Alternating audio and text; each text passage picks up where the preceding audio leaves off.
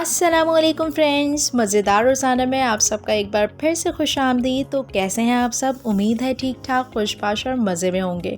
तो यहाँ हमारे दिन का आगाज़ हो चुका था। वीडियो को आगे बढ़ाने से पहले हमारे चैनल को सब्सक्राइब करना ना भूलिएगा। और आप अगर हमारे चैनल को सब्सक्राइब करते हैं तो ये हमारे लिए बहुत मोटिवेशन होगी नई नई वीडियोस बनाने में, नए व्लॉग्स बनाने में और अपनी जर्नी को स्टार्ट करने में।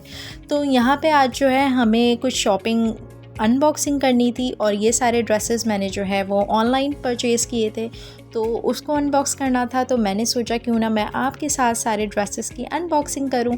यहाँ पे मैंने जो है कुछ बिन सईद के कपड़े थे, कुछ खादी के थे, कुछ निशात के थे, तो सब मिक्स हैं यहाँ पे।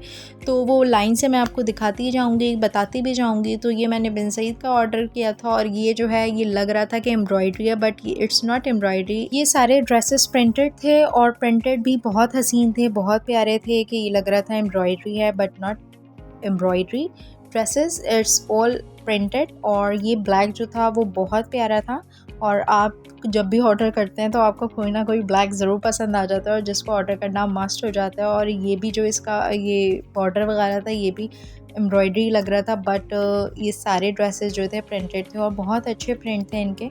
और इसकी कंडीशन, बिन सईद के ड्रेसेस ओवरऑल आप घर में पहनने के लिए बहुत मतलब रीज़नेबल प्राइस भी होती है और घर में पहनने के लिए बड़े कंफर्टेबल ड्रेसेस होते हैं। तो ये मैंने रेगुलर वेयर के लिए ही मंगवाए थे सारे ड्रेसेस। तो ये ब्लैक प्रिंट मुझे बहुत ज़्यादा पसंद आया था। और मेरी जो एक ईद की कलेक्शन थी जिसमें यहाँ पे मैंने बहुत सारे अनस्टिच और स्टिच सूट भी लिए थे, लेकिन जो ईद की कलेक्शन थी चलो वो मैं बाद में दिखाऊंगी। बाकी ये अनस्टिच ड्रेसेस थे, ये मैंने जाके मिलीनियम से लिए थे, रंगोली से। बाकी ये जो एक मरून में था ये सदाबहार का सूट था और ये बहुत प्यारा था, बहुत हसीन था। इसके दुपट्टे जो थे वो फुल एम्ब्रॉयडरी थे और ये बहुत ही कोई क्यूट था, मतलब बहुत ज़बरदस्त था। और ये एक और पीच अब मैं आ गया और मुझे बिल्कुल याद नहीं था कि मैं ऑनलाइन ऑर्डर कर चुकी हूँ पीच में, लेकिन ये थोड़ा सा डिफरेंट पीच है। तो ये पूरा फुल स्टिच जो था ना ये अनस्टिच था और एम्ब्रॉयडरी ड्रेस था और इसकी जो एम्ब्रॉयडरी थी बहुत प्यारी थी। और इसका दुपट्टा तो बहुत ही कोई हसीन था। ये दुपट्टा जो है फुल एम्ब्रॉयडरी दुपट्टा। अच्छा, इत्तेफाक ये होता है कि मैं शॉपिंग तो कर लेती हूँ लेकिन मैं कभी भी ये नहीं देखती कि मुझे ये कलर लेना चाहिए या नहीं लेना चाहिए। बस जो आपकी आंखों को फर्स्ट टाइम देखते ही पसंद आ जाए ना, वो ड्रेस मैं ऑर्डर कर देती हूँ या मैं ले लेती हूँ। ये भी मैंने ऑर्डर से मंगवाया था और ये भी इत्तेफाक से पीच ही ड्रेस था, तो मैं कुछ नहीं कर सकती थी। अब मैं क्या करूँ। ये मैंने अपने ईद के लिए ड्रेस सेलेक्ट किया था और ये फुल एम्ब्रॉयडरी था, ये बिन सईद का था और ये बहुत ही कोई हसीन था, बहुत हसीन था। और इसकी लुक जो है ना वो कैमरे में इतनी पता नहीं चल रही। ये पीच कलर बहुत लाइट नहीं था, बहुत प्यारा था और ये हमारा बहुत बेहतरीन सूट था। लेकिन अब क्या कर सकते थे, इसके लिए हमने ज्वेलरी वगैरह सब अपनी अरेंज की। लेकिन ये कि अब ये ईद का भी सूट था और ये भी पीच निकल गया था। तो जो अनस्टिच मैंने एम्ब्रॉयडरी सूट लिया था वो फ़िलहाल स्टिच इसीलिए नहीं करवाया था कि अभी एक साथ मेरे साथ पास बहुत सारे पीच कलर हो गए। और यहाँ पे आजकल कॉर्ड सेट बहुत चल रहे हैं, बहुत ज़्यादा। ये निशात का सूट था, ये निशात से मैंने लिया था और ये जो था लॉन थी और इसका ट्राउज़र बहुत खुला था।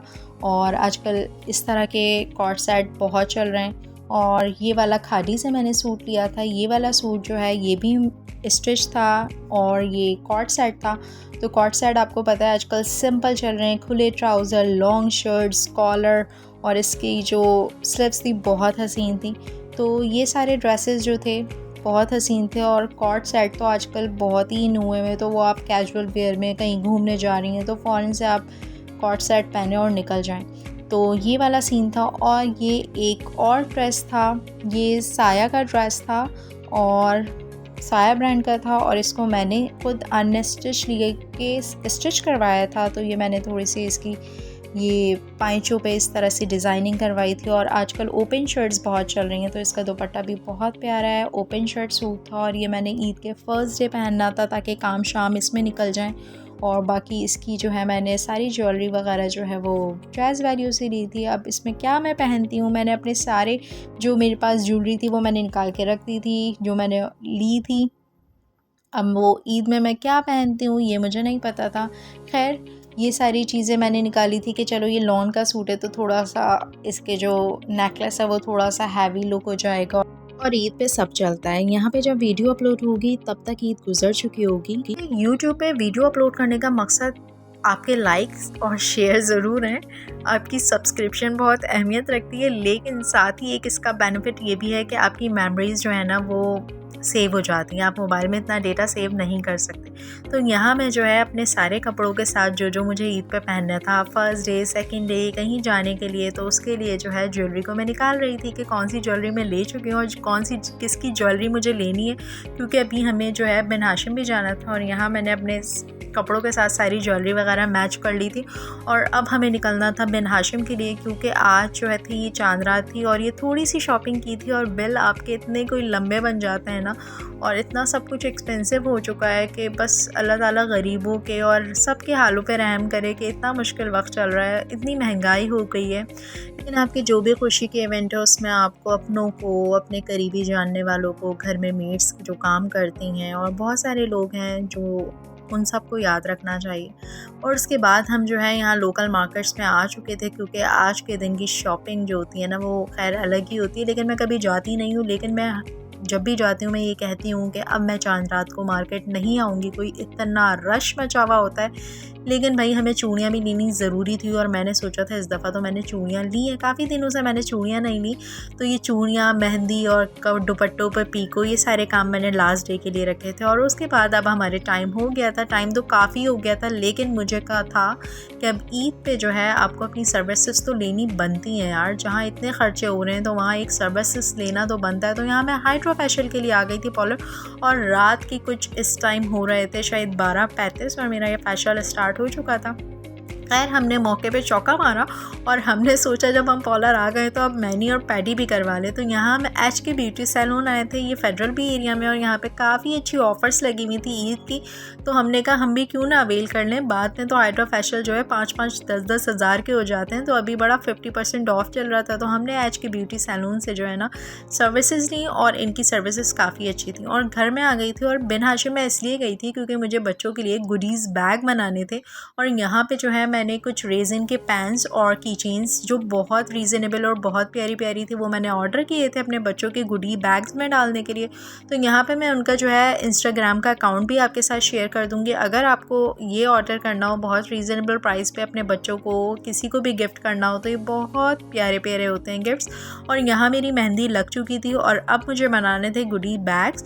तो मैंने बिन हाशिम से जो है कुछ खाने पीने का सामान लिया था ताकि मैं इनमें की चेन्स और जो है ना नेल पॉलिश और ये पैन एडजस्ट करके जो है ना कुछ इस तरह की ये चीज़ें करके बच्चों को, कुछ बच्चियाँ थी, कुछ बच्चे थे, तो उनको जो है ये गुडी बैग्स बनाने थे।